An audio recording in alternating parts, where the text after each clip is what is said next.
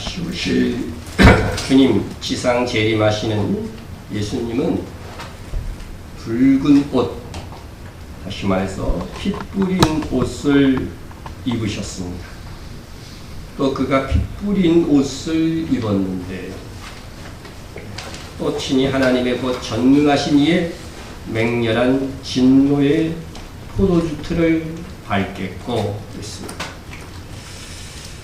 그분이 왜 피 뿌린 옷을 입게 된 것인지 구약성경에도 이미 예언되어져 있습니다. 어째 네 의복이 붉으며 내 옷이 포도주 틀을 밟는 자 같으냐. 이런 질문이 환상 중에 있었던 것이죠. 그때의 대답이 이렇습니다.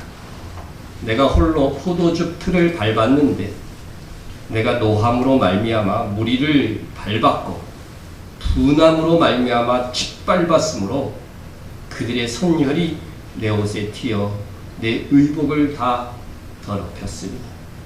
그러니까 여기서 말하는 포도는요, 그리스도를 대적하는 원수들을 상징하고, 그리고 그것을 밟았다고 하는 것은 예수님께서 그들을 죽이시고 말씀의 검으로 죽이시고 그들의 피가 예수님의 옷을 붉게 물들였다. 그것을 이미 이사야 선지자가 예언해 주고 있는 것입니다. 우리는 이것을 하나님의 진노의 포도주 틀 심판이다. 이렇게 명명하고 있습니다. 그런데 이 하나님의 진노의 포도주 틀 심판을 행하실 예수님께서 이사야 선지자는 에돔에서 오실 것이다. 이렇게 표현합니다. 에돔에서 오는 이 누구며 붉은 옷을 입고 보스라에서 오는 이 누구냐. 그의 화려한 의복 큰 능력으로 걷는 이가 누구냐. 질문하고 답이 그대로 이어집니다. 그는 나이니 공의를 말하는 이요 구원의 능력을 가지십니다. 하나님 자신이라는 거예요. 그건 누구라는 겁니까? 예수님이시라는 거죠. 예수님. 그런데 지상 재림하시는 예수님은 요한계시록에서는 하늘에서 백마를 타고 오시는데 왜 구약 성경에서는 에돔에서 오신다고 하는가? 그 중에서 에돔 땅에 있는 보스라 지역에서 오실 것이라고 예언하고 있는가? 여러분 이거 과거에 말씀드린 바 있는데 기억나시는 분이 있을지 모르겠습니다. 우선 보스라는 예루살렘을 중심으로 해서 어디에 있는지 한번 보시기 바랍니다. 이게 이스라엘의 지도인데 여기가 예루살렘입니다. 예루살렘. 그리고 보스라는 어느 지역이냐? 바로 이 지역이 보스라입니다. 보스라. 이것은 이제 예수님 당시의 지도고 현대 지도로 한번 이렇게 보시면은 예루살렘 보스라 이렇게 위치가 되어집니다. 그런데 예수님께서 이 보스라에서 오신다고 하는 겁니다.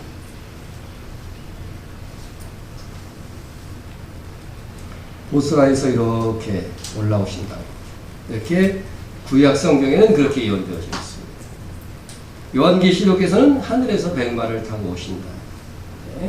그래서 오늘은 왜 에돔 땅 중에서 보스라 지역에서 오시는가 이런 것들을 주된 주제로 말씀하시고 또 이것이 계시록과 전혀 상반되지 않는 일치되는 말씀이다 하는 것들을 나누고자 합니다. 이 보스라 지역은 아주 요셉니다. 오늘날의 페트라라고 부릅니다. 보스라, 셀라 이 지역이 오늘날 페트라라고 하는데 과거에는 에돔 지역의 수도였던 적도 있을 정도입니다. 이 화면에서 보시는 이 보스라 지역은 천연의 요새입니다. 그래서 이 페트라라고 하는 것은 바위라고 하는 뜻이 바위를 이렇게 깎아서 이렇게 다 동굴 속에 들어가서 살고 그런 지역입니다. 저도 직접 가서 보았는데 이곳으로 들어가기 위해서는 약 3m 뭐 이렇게 넓어졌다 좁아졌다 하지만 3m 폭도 안 되는 그 길을 통해서 1km 이상 이렇게 쭉 가야지만 이 지역이 나옵니다. 그래서 이 지역이요 무려 수세기 동안 사람들에게 발견되지 않았을 정도로 아주 숨겨진 도시다. 들어가려고 하면 아주 또 좁고 긴 바위 골목길을 같이 이런 길을 거쳐서 들어가야 된다고 하는 것입니다. 그런데 왜 지상재림하신 예수님께서 이 보스라에서 오시는가 하는 것이죠. 이는 예수님께서 십자가를 지시기 전에 하신 재림에 관련된 말씀들을 이렇게 보면은 충분히 이해가 가는 것입니다. 누가복음에서 예수님이 재림에 대해서 말씀하실 때 그 전에 이렇게 말씀하셨어요. 너희가 예루살렘이 군대들에게 에워싸이는 것을 보거든 그 멸망이 가까운 줄 알라. 그때 유대에 있는 자들은 어디로? 산으로 도망할 것이며 성내에 있는 자들은 나갈 것이며 촌에 있는 자들은 그리로 들어가지 말지어다 했습니다. 누가복음의 이 말씀은 예수님께서 다시 오실 때의 예언이 아닙니다. 이는 예루살렘이 멸망하는 AD 67년에서 73년에 있었던 사건을 예수님께서 미리 예언하고 말씀하신 것입니다. 예수님께서는 예루살렘이 이제 군대에게 확 포위되는 그런 장면이 있을 때에 취해야 될 세 가지 방법에 대해서 세 가지 생존 방법에 대해서 말씀하셨습니다. 첫째는 유대에 있는 자들은 산으로 도망하라고 하는 것입니다. 산으로 도망하라. 여러분 유대 지역이 어디냐 하면은 보시면은 우리가 그 성경에 보면 사마리아로 유대인이 안 갔다. 여기가 사마리아 지역입니다. 사마리아. 그리고 위에가 이렇게 갈릴리 지역이죠. 갈릴리. 유대는 예루살렘을 포함한 이 지역이 바로 유대입니다. 유대인들이 사마리아 사람 시대에서 이렇게 가야 되는데 이렇게 가지 않고 둘러갔다 하는 것이 성경에 나오죠. 근데 이 유대에 있는 자들은 산으로 도망합니다. 산으로 도망합니다. 그리고 이 유다 광야는요, 산이 가까워요. 우리가 광야라고 하면은 그냥 벌판이라고 우리가 생각하기 쉬운데 그렇지가 않습니다. 산이 있습니다. 산이. 신의 산도 사실 광야에 있는 것이고, 유대 광야에 보면 산이 참 많습니다. 그래서 유대 광야 사진을 제가 한번 보여드릴게요. 이게 유대 광야입니다. 여기로 숨으면 찾기 쉽겠어요? 여러분, 세례 요한이 어디서 복음을 전파했어요? 어디 광야? 바로 이 유대 광야입니다. 그러니까 이 세례 요한의 소문이 나가고 유대 광야까지 가서 사람들이 그 말을 듣고 그랬던 것은 굉장한 거죠. 이게 다 유대 광야의 사진들입니다. 그래서 이 산으로 피신하라. 그리고 지금 이제 이 세례 요한 이후, 예수님 이후에 지은 것이지만 유대 광야에 건물도 이렇게 지어갖고 요새처럼 또 수도원으로 이렇게 쓰는 사람들도 있습니다. 자, 그래서 이렇게 유대에 있는 자들은 산으로 도망이라. 이런 명령을 주께서 내리신 거죠. 자, 둘째는 뭐냐면은요, 촌에 있는 자들은 성으로 들어가지 마. 이런 고대의 도시들은 다 성으로 이렇게 둘러싸여져 있죠. 우리나라도 한성이라고 할까 둘러싸서 이제 한양이 된 거 아닙니까? 성이 있습니다. 성벽으로 둘러싸여. 촌이라고 하는 것은 성벽이 없는 도시를 말하는 거예요. 그러니까 예루살렘 밖에 있는 사람들은 다시 성 안으로 좀 들어가지 마라. 주님께서 그렇게 말씀하셨습니다. 그러나 실제 예루살렘이 함락될 때에 이스라엘의 많은 사람들이 이 하나님 예수님의 말씀을 기억하지 못하고 예루살렘 성으로 막 들어갔어요. 그래서 오히려 식량 부족을 야기시켰습니다. 그들이 위기 상황 속에서는 성전으로 피해야 된다. 그래요. 그러면 우리가 살 것이다. 어떻게 보면 신앙이 굉장히 좋은 것 같잖아요. 그러나 예수님의 말씀에 순종하지 않은 겁니다. 그래서 예수님의 말씀을 기억하지 못한 그들은 어떻게 됐어요? 거의 전멸했어요. 자, 그러면 예루살렘이 군대에 에워싸이면 셋째는 뭐냐면은 성 내에 있는 자들. 예루살렘 성 안에 있던 사람들은 예루살렘 성 밖으로 나가라고 하는 것입니다. 나가라고 하는 것입니다. 네. 물론 나가서 어디로 도망치라? 산으로 도망치라고 하는 것입니다. 네. 그런데 유대에 있는 자들은 산으로 도망하라고 하는 것과 촌에 있는 자들은 예루살렘 성 안으로 들어가지 말라는 것들은 뭐 쉽게 이행할 수 있다고 생각이 드는데, 예루살렘 성 내에 있는 자들이 군대에게 막 둘러싸여 있어요. 지금 군대가 바깥에 다 지키고 있는데 어떻게 성 밖으로 갈 수 있겠는가 하는 의문을 가지게 하는 것입니다. 성 밖으로 도망가는 것은 불가능해 보입니다. 그러나 예수님께서 이렇게 예언하셨을 때는 어떻게 돼요? 순종하고자 마음만 먹으면 도망갈 수 있다는 거죠. 그런 기회를 분명히 하나님께서 주시겠다 하는 약속이 함께 들어있는 것입니다. 예수님께서 예루살렘이 포위되는 것을 보고는 성 밖으로 탈출하는 이 예언을 하신 지 36년이 지나자 로마에 저항한 유대인 반란이 3년 반 동안 일어나게 됩니다. 로마의 수비군은 각처에서 유대인 반란군에게 막 패하기 시작합니다. 그래서 사태의 심각성을 놀란 로마 정부에서는 파시우스 장군에게, 흉상이 아직도 있습니다. 이분.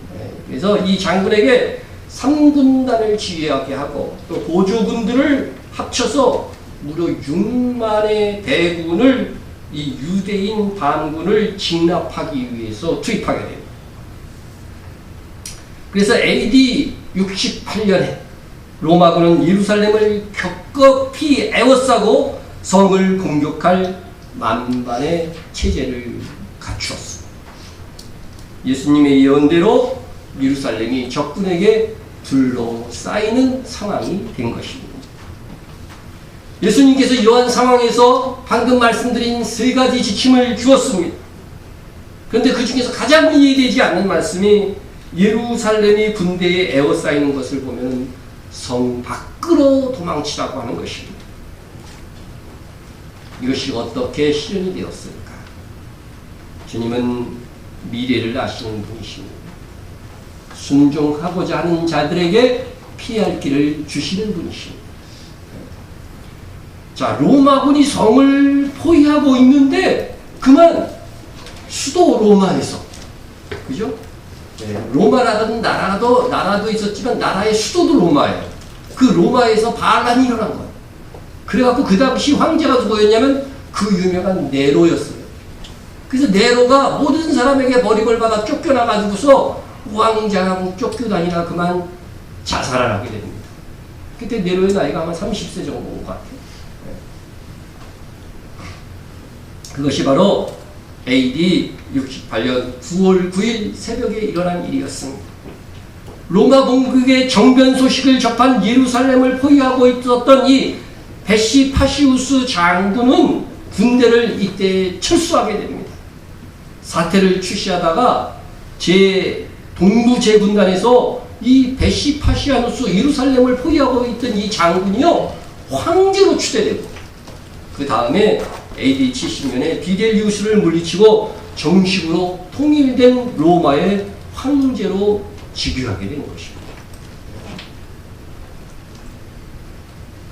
로마 정변이 수습되자 파시우스의 아들인 티투스, 타이투스라고도 그러고 디도라고도 이렇게 보통 표현합니다. 이 티투스 장군이 다시 14군단을 이끌고 AD 70년 4월부터 9월까지 예루살렘을 다시 포위하게 됩니다.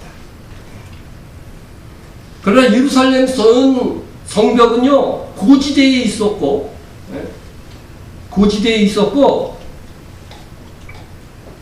그리고 워낙 견고한 터라서 유대인은 로마군의 투항 권유를 무시한 채 결사항전을 하게 됩니다. 그러자 로마군은 성을 에워싸고 압박하여 고사작전을 펴니다. 그래서 먼저 물줄기를 끊고 식량 보급로를 차단하고 식량 보구먼이 될 것을 우려해 갖고요. 이 예루살렘 근처에 있는 유실수 있죠. 유실수를 다 잘라버려요. 그뿐만 아니라 사방 18km 내의 나무들을 완전히 벌목을 해서 황폐하게 만듭니다. 그래서 예언이 이루어지는 거예요. 황폐하게 된다는 예언이. 예? 그래서 그 나무로 잘라낸 나무로 이렇게 칸칸이 만들어갖고 거기에다 흙을 넣어가지고서 예루살렘을 정복하기 위해서 예루살렘 높이까지도 어떻게 돼요? 이 흙으로 이렇게 토둔을 싼 거죠. 토둔. 예? 여러분 이것을 예수님께서 미리 예언하여 주셨습니다.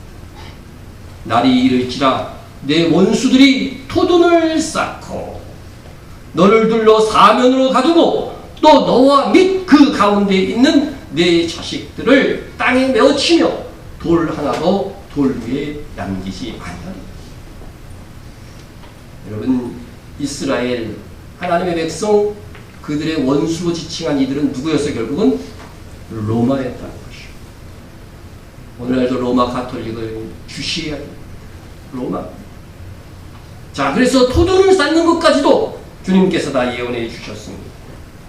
그래서 이 일로 인하여서 정말 예루살렘 성내에는요, 포위된 이 기간 동안 식량이 바닥나고 굶주림이 극에 달해서 심지어 부모가 자식을 삶아 먹는 일까지 있었다. 이런 역사가 요세푸스의 기록에도 나와 있습니다. 그리하여 예수님께서는 예루살렘의 성을 보시고 우시면서 이 예언이 이루어진 것입니다. 우시면서 이 예언이 이루어진 거예요. 누가복음에 보면 우시면서 예언하신 것입니다. 예루살렘의 이 잔인한 멸망을 주님은 바라보고 계셨기 때문에. 그래서 이렇게 토둔을 쌓고서 결국 예루살렘을 점령하고 불태웠습니다. 불태웠습니다. 자기 다리 사이에서 나온 태와 자기가 낳은 어린 자식을 남몰래 먹으리니. 이게 신명기에 나오는 말씀인데요. 이스라엘이 범죄하면, 가장 범죄하면 이런 일까지 일어날 것이라고 예언되어져 있는 것입니다. 이는 내 적군이 내 생명을 에워싸고 맹렬히 쳐서 곤란하게 하므로 아무것도 얻지 못합니다. 여러분, 만왕의 왕으로 또 인류의 구세주로 오신 예수님을 십자가에 못 박은 큰 죄가 인류사의 가장 큰 죄라고 할 수 있지 않겠습니까?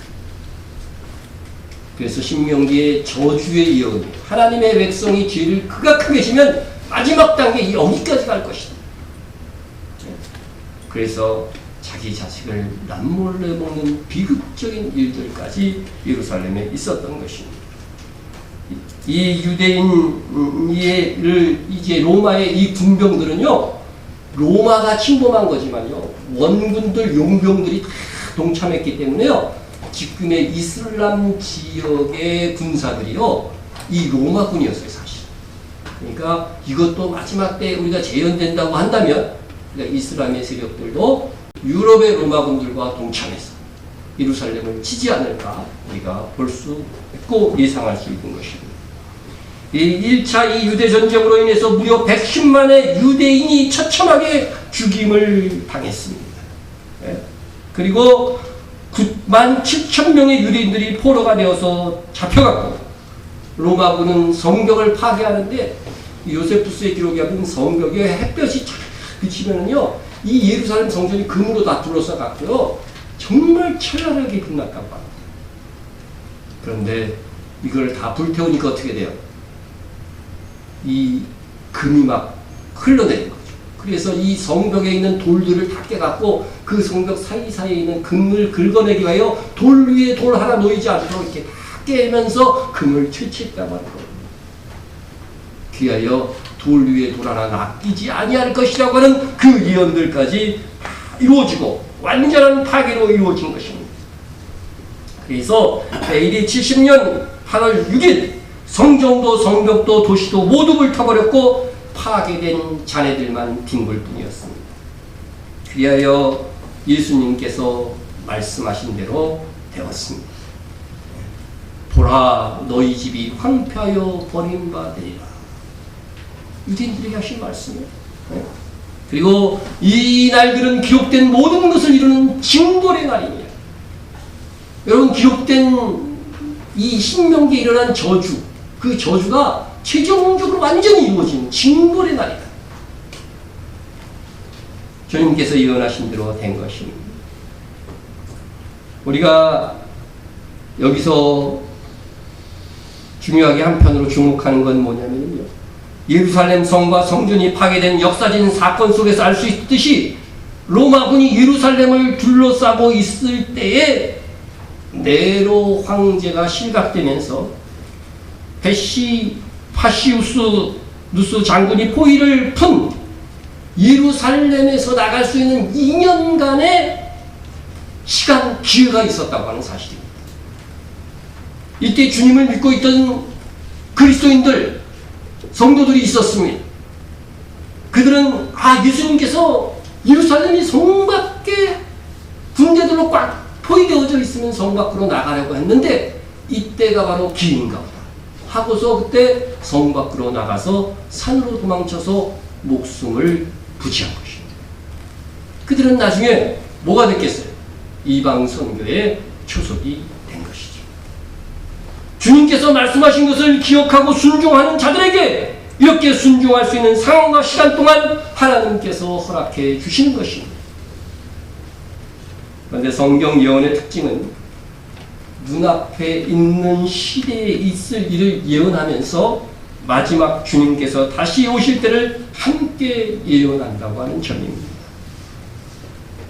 예루살렘에서 산으로 도망해야 하는 AD 70년의 상황이 마지막 날에도 재현될 것이라고 하는 것입니다. 마태복음은 예수님께서 같은 날 하신 말씀이지만 보다 마지막 시대에 초점을 맞춰서 기록했습니다. 그러므로 너희가 선지자 다니엘이 말한 바 멸망에 가증한 것이 거룩한 곳에 선 것을 보거든 그때 유대에 있는 자들은 산으로 도망하였지이다. 여러분, 우리가 조금 전에 읽었던 누가복음과 비교해보면 유대에 있는 자들은 산으로 도망하라는 말은 똑같습니다. 근데 언제 도망하라고 하는 것이 달라요. 예? 누가복음에서는 예루살렘이 군대에서 에워싸이는 것을 보고도 도망하라고 되어 있고, 마태복음에서는 멸망에 가증한 것이 거룩한 곳에 선 것을 보고도 도망하라고 하는 것입니다.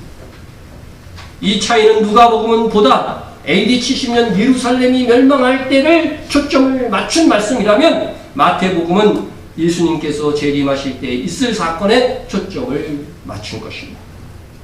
누가복음은 이게 신학적인 이유가 있습니다. 누가복음은 이방인의 복음서고 마태복음은 유대인의 복음서입니다.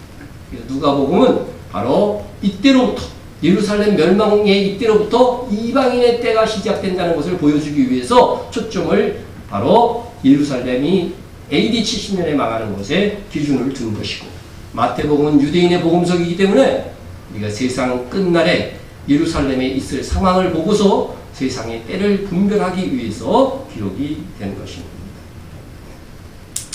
우리가 마태복음을 기준해서 보면 마지막 때에 예루살렘에 성전이 세워질 것입니다. 그런데 그곳에 멸망에 가증한 것, 곧 우상이 설게 될 것이라고 하는 것입니다. 앞으로 종교 통합의 모의가 있을 것입니다. 종교 통합의 모의가 합의에 이르면 모든 종교의 통합신을 섬기는 성전을 예루살렘에 세우려고 할 것입니다. 왜냐하면 그것은 지금도 기독교의 성지입니다. 카톨릭의 성지입니다. 이슬람의 성지입니다. 유대교의 성지입니다. 그렇기 때문에 이곳에 세우려고 할 것입니다. 지금 그러므로 여러분 제3성전을 예루살렘에 세우려고 하는 자들을 여러분이 하나님의 뜻을 이루는 자라고 해서, 예언을 이루는 자라고 해서 순전하게 보면 안 됩니다. 이 일은 분명히 있을 것이지만, 예언하셨으니 있을 것이지만 세우는 자들은 순수한 자들이 아닙니다. 이미 제3성전을 세우는 랍비들은 공교인이 말하는 것을 보면은요, 예루살렘에 세워질 성전이 유일하신 하나님이 아닌 모든 신들을 포함하는 통합신 하나님을 섬기는 성전이 될 것이라고 공표하고 있습니다. 여러분, 그 영상을 다 보여드릴 수는 없지만 조금 캡처한 것만 보여드립니다. 사내들인 리더니까 랍비입니다. 사내들인 공회에서 예수님의 사형을 언도하기도 했죠. 그렇죠? 그래서 빌라도 총독에게 예수님을 대구한 거죠. 그 사내들인 총회가 여전히 지금 있는데, 그가 사내들인 리더 중에 한 사람이 하는 말입니다. 절대 한 가지 종교만을 위한 성전이 아니에요. 전 세계 모두를 위한 것입니다. 여러분, 유대교나 기독교 그 유일하신 하나님을 섬기는 그 성전이 아니라고 하는 거예요, 이 사람들이. 지금 제3성전을 세우려고 하는 사람들. 또 다른 랍비도 이렇게 얘기합니다. 아주 높은 지위의 이슬람 지도자들이 우리에게 찾아와서 제발 3성전을 지어주세요라고 했어요. 이슬람에서도 3성전이 세워지기를 원한다고 하는 겁니다. 다만 이슬람에서도 극단주의가 문제고, 우리 기독교에서도 극단주의가 문제라는 거죠. 우리는 극단주의 아니에요. 이 사람들이 말하는. 우리는 극단주의예요. 그러니까 이 사람들은 제3성전을 세워지는데 방해하는 사람들이 성경을 고집고대로 믿든가, 이슬람에서도 원리주의대로 믿든가, 이런 사람들을 다 싫어하는 거죠. 그래갖고 이 사람들은 어떻게 주장하는 거냐면요, 아브라함의 후손이 누구냐? 그러면은 그게 바로 무슬림이라고 얘기하는 거죠. 그런 차원에서 우리도 무슬림이에요. 여러분, 이슬람에서도 여러분 배우셨지만 메시아가 나중에 재림을 해요, 안 해요? 그게 마흐디예요, 마흐디. 가짜 예수. 이미 예언해놨어요. 그래서 이 사내들인 지도자가 한 말을 보세요. 그리고 우리 유대교의 메시아 역시 마흐디예요, 마흐디. 이슬람에서 말하는 마흐디가 예수라고 하는 것을 이렇게 설명을 하고 있다는 것이죠. 그러면서 이렇게 말합니다. 모든 종교를 연합시키고 전 세계 모두가 이 제3성전에서 한 분 하나님께 예배드리도록 만드는 게 우리의 미션. 여러분, 구약 성경을 보면은 하나님께 예배하러 나와요. 그러면서도 바알이나 아세나 신을 섬겨요. 하나님이 이것을 가장 진노하셨어요. 그런데 그 짓을 지금 하겠다고 하는 겁니다. 또다시.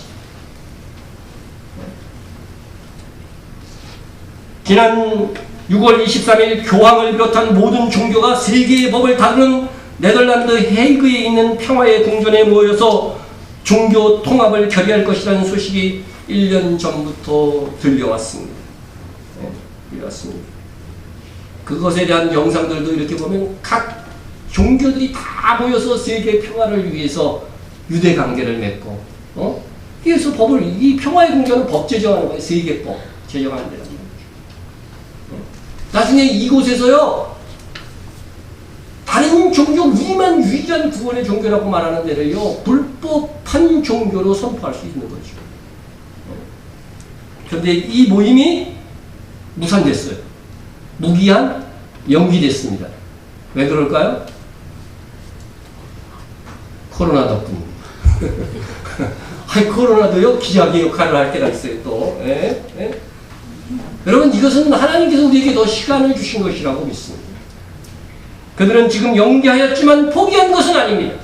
언젠가는 다시 종교 통합을 모의하고 모든 신을 통합하는 최고의 신을 섬기는 성전을 예루살렘에 지으려고 할 것입니다. 그리하여 성경에 이 예언을 이루게 될 것입니다. 누가 어떻게 하여도 너희가 미혹되지 말라. 예수님이 언제 오시냐 갖고 참 얘기가 많았어요. 예수님 때서부터. 사도시대 때부터 예수님 승천하고. 어떤 일이 있는 것을 기준 삼아야 된다는 것을 말씀하셨어요. 먼저 배교하는 일이 있고, 교회가 배교를 한다는 것. 저 불법의 사람 곧 멸망의 아들이 나타나기 전에는 그날이 이르지 아니하리라. 우리가 일명 말하는 적그리스도가 나타나기 전에는 예수님이 다시 오시는 일이 없다. 이렇게 분명하게 말씀해 주고 있는 것입니다. 여러분, 가장 큰 배교가 무엇입니까? 예수 외에도 구원이 있다는 것 아닙니까?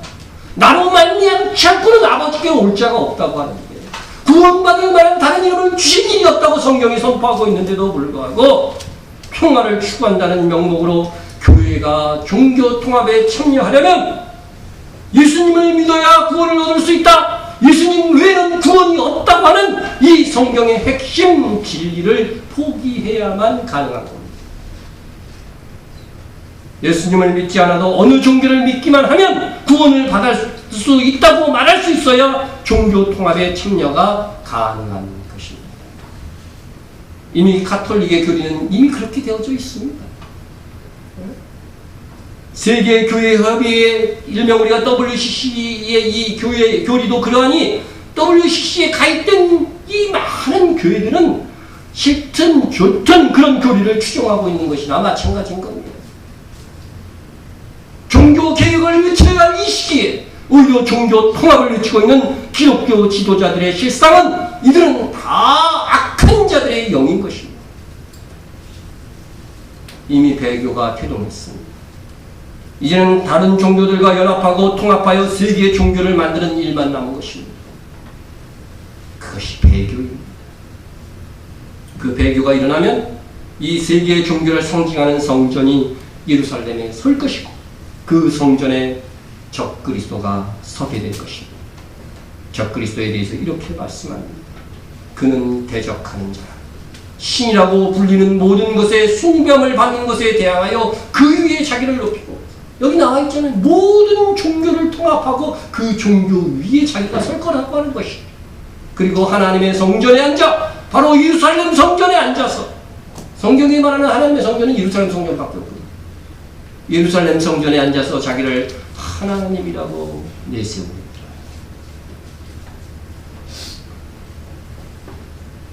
아직 이 성전은 서지 않았으니 시간이 있습니다. 그러나 배교의 움직임이 있고 이 성전을 세우려고 하는 시도들이 다 준비가 이미 다 끝났어요. 지어질 건축 재료, 거기서 제사 드릴 것 다 준비되어져 있어. 그러면 우리가 때가 정말 가까이 왔다는 것을 긴장하면서 봐야 되지 않겠습니까? 이렇게 해서 예루살렘의 성전이 서고 그곳에 적그리스도가 자기를 높여 하나님을 사칭하고 또 결정적으로 그곳에 우상을 세우는 일이 발생하면 유대에 있는 자들은 이 소식을 듣는 즉시 어떻게 하라는 거예요? 산으로 도망가라. 지체하지 말라는 거예요. 네? 이러한 일이 있을 때부터 성경이 말하고 있는 바로 대환란이 시작된 것입니다. 너희가 도망하는 일이 겨울에나 안식일이 되지 않도록 기도하라. 유대인들은 뭐 지켜요? 안식일 지켜요. 네? 이는 그때 큰 환란이 있겠습니다.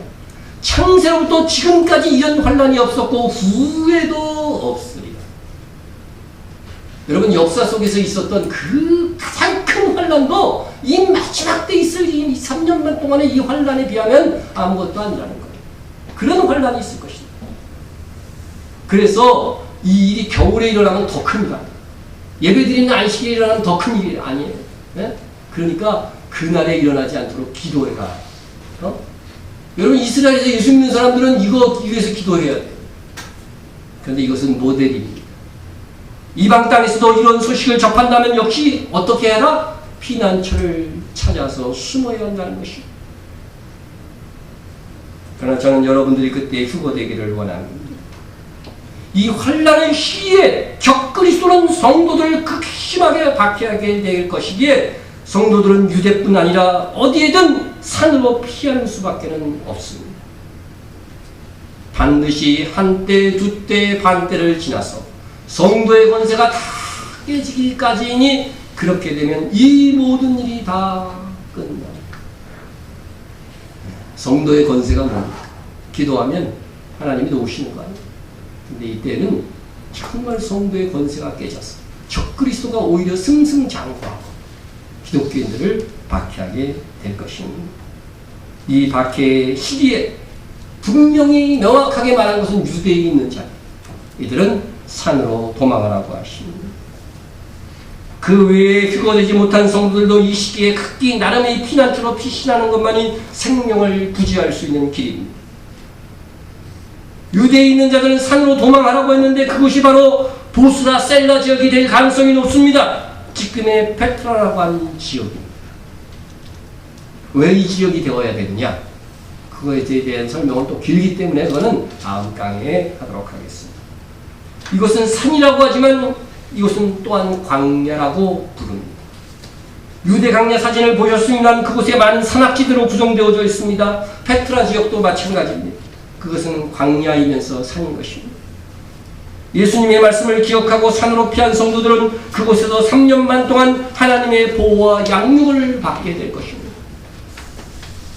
하지만 AD 70년에 그랬듯이 산으로 도망하려고 하는 예수님의 말씀을 기억하지 않고 또 알지 못하는 사람들은 끝까지 예루살렘을 중심으로 남아서 저항하려고 할 것입니다.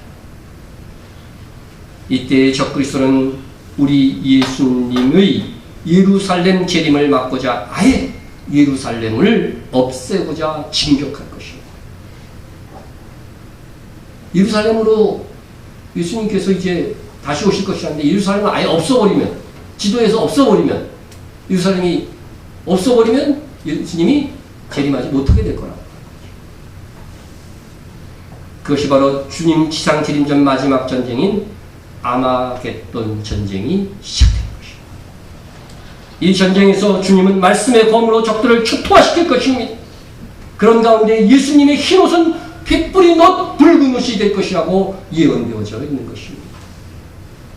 그렇게 적들을 완전히 패퇴시킨 다음에 예수님께서는 바로 예수님의 말씀을 기억하고 광야 산으로 도망한 성도들이 있는 에돔 땅 보스라 지역으로 가시는 겁니다. 그래야 그들을 데리고 다시 예루살렘으로 입성하시는 것입니다. 그것을 이사야 선지자가 예언해 놓은 것입니다. 우리가 읽어도 잘 이해하지 못했던 말씀. 에돔에서 오는 이 누구냐? 붉은 옷을 입고 보스라에서 오는 이 누구냐? 화려한 의로 큰 능력으로 걷는 이가 누구냐? 그는 나이니. 공의를 말하는 요 구원하는 능력을 가진 것. 공의는 심판을 의미합니다. 주님 다시 오십니다. 그러나 구원은 우리 믿는 성도들을 구원하는 이 두 가지 일을 행하시기 위하여서 예수님께서 다시 오시는 것입니다.